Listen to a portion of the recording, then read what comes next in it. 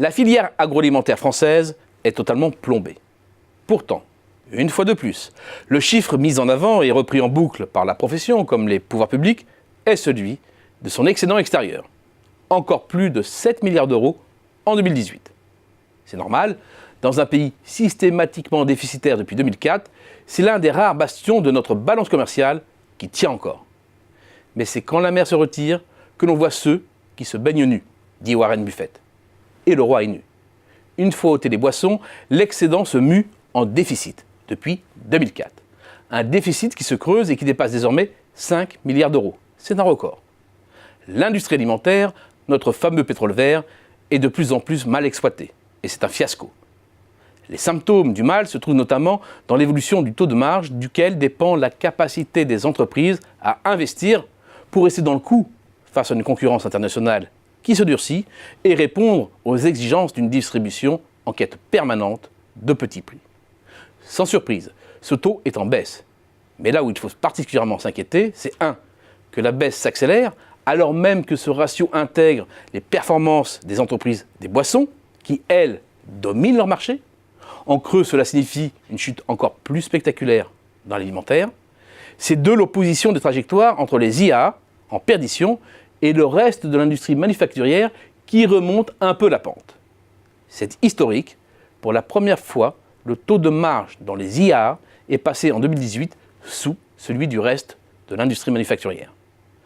La filière viande résume à elle seule la mécanique infernale qui s'est mise en place. Le point de retournement, c'est 2004. Et depuis, cela va de mal en pis. 3 forces sont en jeu.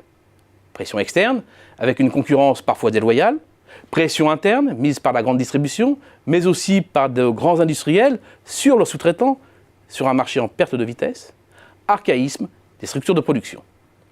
La première vague venue de l'extérieur fut allemande, au milieu des années 2000. Des concurrents très déterminés, qui ont usé et abusé de la directive de 1996 sur les travailleurs détachés pour faire chuter leur coût du travail et évincer les producteurs français. Sous le feu des critiques, les industriels allemands ont eu ensuite beau jeu de rentrer dans leur rang une fois la concurrence mise à terre. La deuxième vague est venue d'Espagne, peu après la grande récession. Des industriels ibériques qui ont engrangé les dividendes de la dévaluation interne, autrement dit, de la forte baisse des salaires. C'est enfin aujourd'hui une offensive polonaise.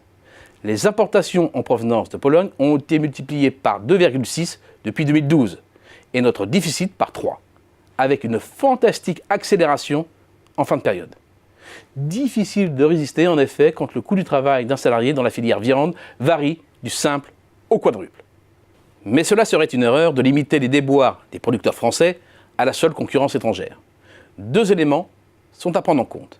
D'abord, les relations houleuses entre grande distribution et industriels et le poids de la restauration hors foyer qui recourt majoritairement à l'importation. En axant d'abord leur stratégie sur celle des petits prix, les grands distributeurs exercent une forte pression sur le tissu productif, en amont. Et elle est d'autant plus forte que la consommation des ménages plafonne, voire désormais flanche en volume, ce qui exacerbe la concurrence et la course aux parts de marché.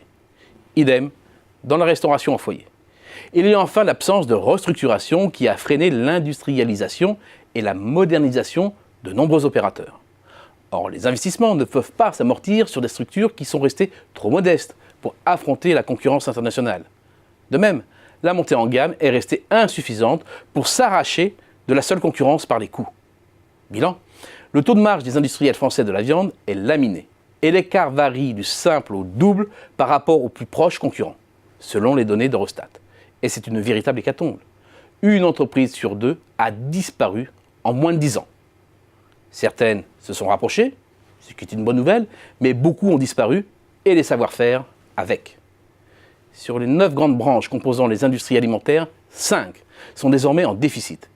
C'est une véritable déroute pour ce qui devrait être l'un des plus grands points forts de l'économie française.